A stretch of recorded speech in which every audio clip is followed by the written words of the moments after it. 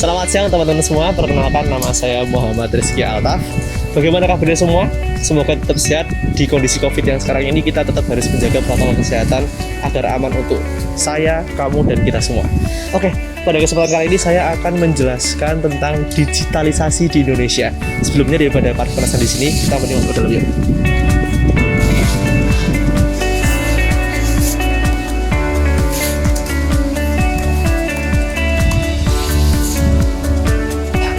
Digitalisasi penyiaran di Indonesia.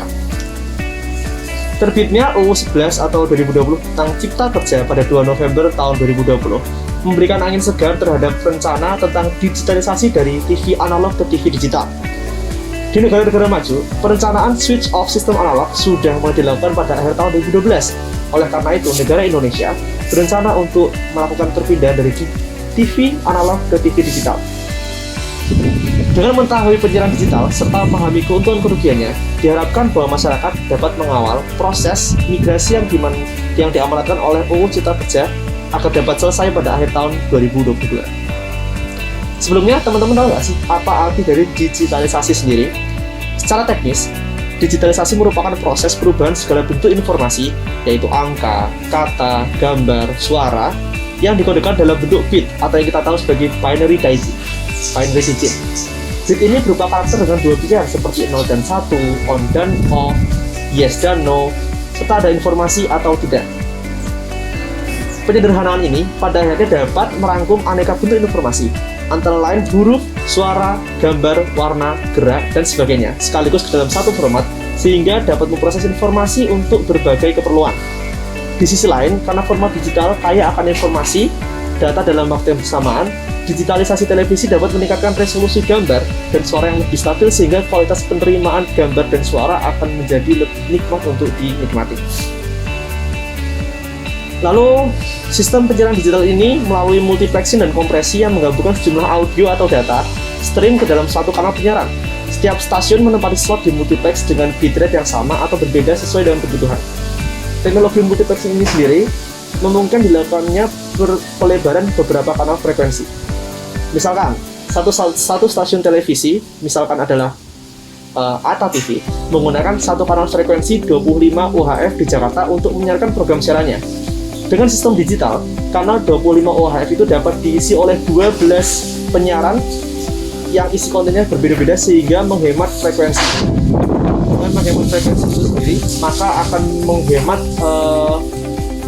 dengan menghemat frekuensi, maka akan menghemat pancaran sinyal dari pemancar radio untuk meminimalisir frekuensi yang ada.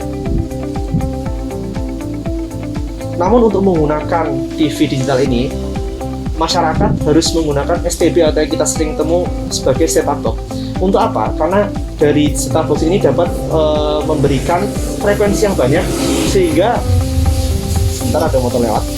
Oke, saya lanjutkan lagi. Karena STB ini dapat menerima frekuensi yang banyak sehingga dapat minimalisir jaringan-jaringan yang dulunya banyak menjadi sedikit. Seperti di sini secara teknis STB ini dipasang di antara antena dan televisi. Sedangkan pesawat televisi yang sudah memiliki tanda penerima DVB-T2 tidak memerlukan perangkat STB tersebut. Cukup mencari dengan screening ulang frekuensi pada pesawat televisi. Setelah ini saya akan memberikan apa itu manfaat digital. Kalau gitu, sekarang mari kita pindah ke sana.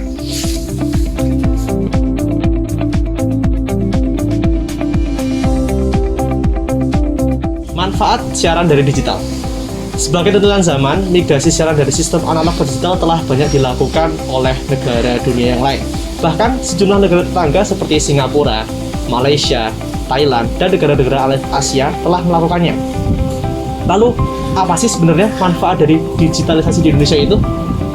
Oke, yang pertama, penyiaran digital menjanjikan kualitas gambar dan suara yang jernih bagi masyarakat. Dengan pancaran sinyal di frekuensi yang baru, TV digital ini akan mengurangi kemungkinan seperti layar bergoyang, berbintik, ataupun berbayang-bayang. Sebentar, ada motor lewat. Mari kita lanjutkan. Yang kedua, efisiensi spektrum televisi digital. Dalam dunia pertelevisian, efisiensi spektrum televisi digital yang sangat tinggi memungkinkan seluruh stasiun televisi di Indonesia dikoreksi sekecil 12 kali pengecilan. Efisiensi ini dapat menyisakan ruang 112 MHz, yaitu sebuah coupling yang dikenal di seluruh dunia sebagai digital dividend. Yang ketiga, efisiensi infrastruktur. Dari sisi penyelenggara siaran, digitalisasi berarti efisiensi struktur hingga 75% dan biaya operasional serta mendukung teknologi yang ramah lingkungan. Digitalisasi akan menghemat setidaknya biaya untuk pengadaan dan perawatan tower. Karena yang kita tahu sekarang tower-tower untuk menyiarkan sebuah siaran itu sangat banyak telah terbangun. Dengan adanya digitalisasi ini diharapkan kita akan mengefisiensi tower yang ada sehingga dapat mengurangi jumlah tower yang terpasang dan menghemat biaya. Yang keempat, kualitas program yang lebih baik dan beragam. Dengan kemungkinan banyak saluran siaran dalam satu zona layanan, penyiaran digital akan memanjakan konsumen dengan berbagai alternatif tayangan, baik tayangan hiburan dan informasi. Seperti yang diketahui bahwa satu kanal dapat menyertakan 12 tayangan yang berbeda, sehingga dengan adanya digitalisasi ini diharapkan dapat muncul tayangan-tayangan baru dan hiburan-hiburan baru yang lebih mendidik dan mengedukasi masyarakat. Yang kelima, yaitu memungkinkan alokasi frekuensi digital untuk sistem peringatan bencana atau early warning system. Seperti yang kita tahu, di Indonesia adalah negara yang sering sekali terkena bencana, terutama gempa, tsunami, ataupun kebakaran hutan.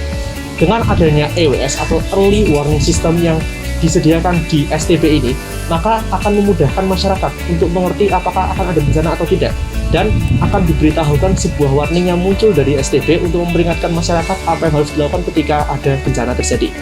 Yang keenam, dari industri kreatif akan menumbuhkan industri konten lokal dan nasional.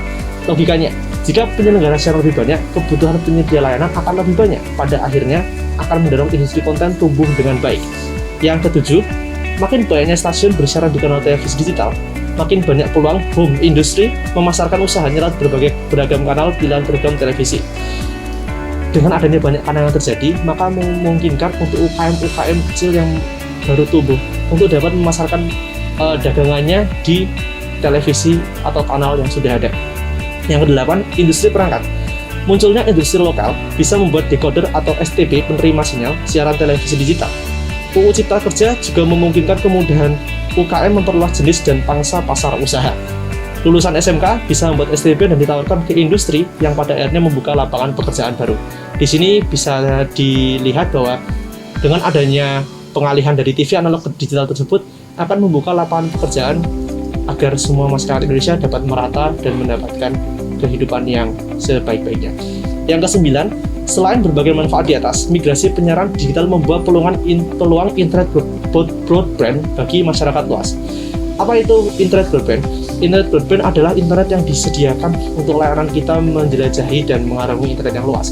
Dengan adanya pengalihan dari TV analog ke digital, maka STB ini dapat dikoneksikan kepada jaringan internet yang akan memperluas layanan yang ada dalam STB tersebut, sehingga masyarakat dapat menjelajahi internet lebih luas lagi dan lebih nyaman lagi menggunakan STB. Begitu yang dapat saya berikan tentang apa itu digitalisasi di Indonesia. Sampai bertemu di pertemuan berikutnya. Terima kasih. Wassalamualaikum warahmatullahi wabarakatuh.